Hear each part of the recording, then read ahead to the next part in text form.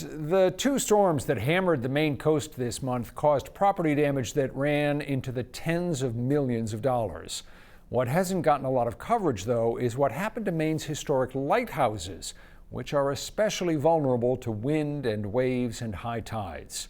Soon after the storm, Bob Trapani of the American Lighthouse Foundation in Rockland and Ford Reike, who owns the Halfway Rock Lighthouse off of Harpswell, took a helicopter trip to survey the damage to about 24 Maine lighthouses. They knew the damage would be bad, but even so, they were taken aback by what they saw. Very surprised at some of the sites that you didn't think would have certain damage. Suddenly, like, wow, look at this. So yeah, there were some definite the sites that surprised us. You knew there were going to be problems, and you knew that this now is something that has to be addressed. So here's a basic question. How many of these lighthouses have some kind of insurance that will help in these cases, Ford? I think it's fair to say zero in terms of this type of damage: wind damage, water damage, wave damage.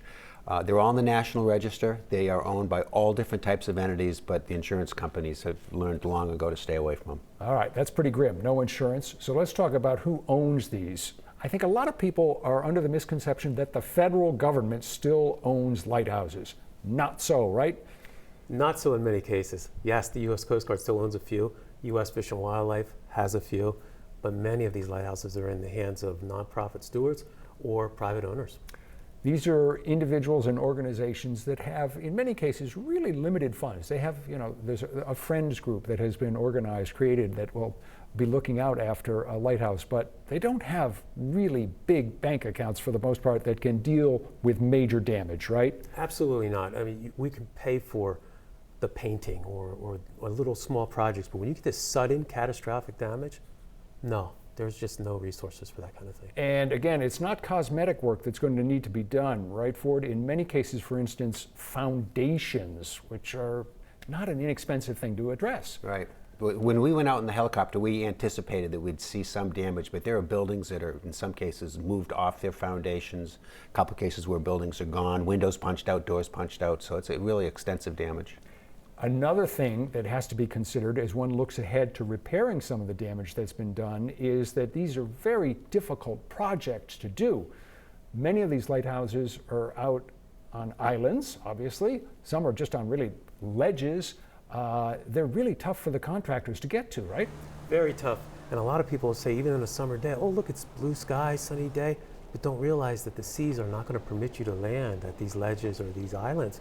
So a lot of this work oftentimes has to be timed, and that really can drag out a schedule, or you have to use helicopters to get equipment and contractors and things of those natures out. So it becomes very costly and time consuming. And not just any helicopter, you often have to have a special helicopter that can lift the heavy materials out, and you have to have special contractors. You don't just do a quick check of the yellow pages and find someone. It involves online. barges. It involves a special mason who only does lighthouses.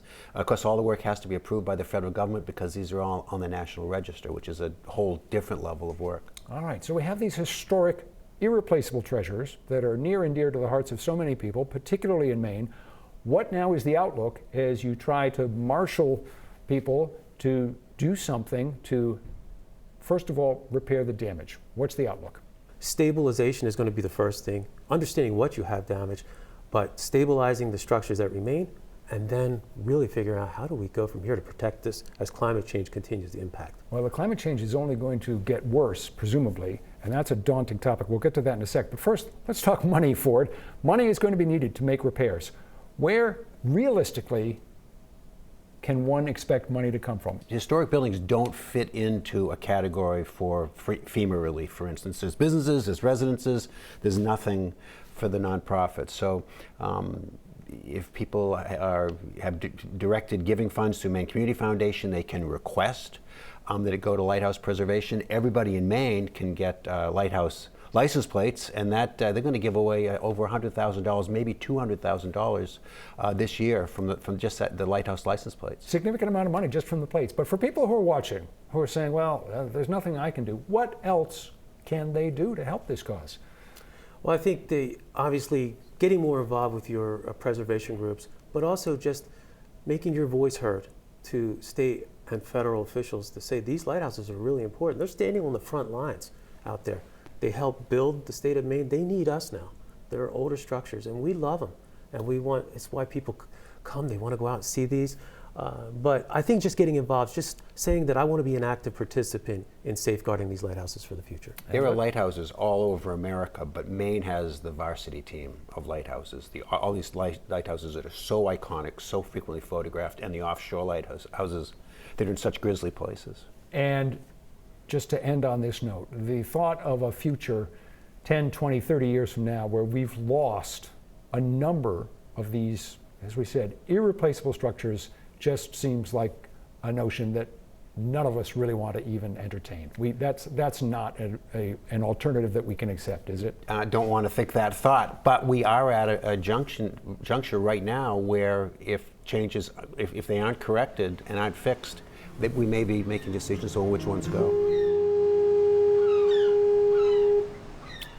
Two nonprofit organizations with a keen interest in preserving lighthouses are the American Lighthouse Foundation, Bob Trapani is its executive director, and the Maine Lighthouse Trust. If you'd like to support them and their work, you can find more information by going to the 207 section of our News Center Maine app or website. Coming up.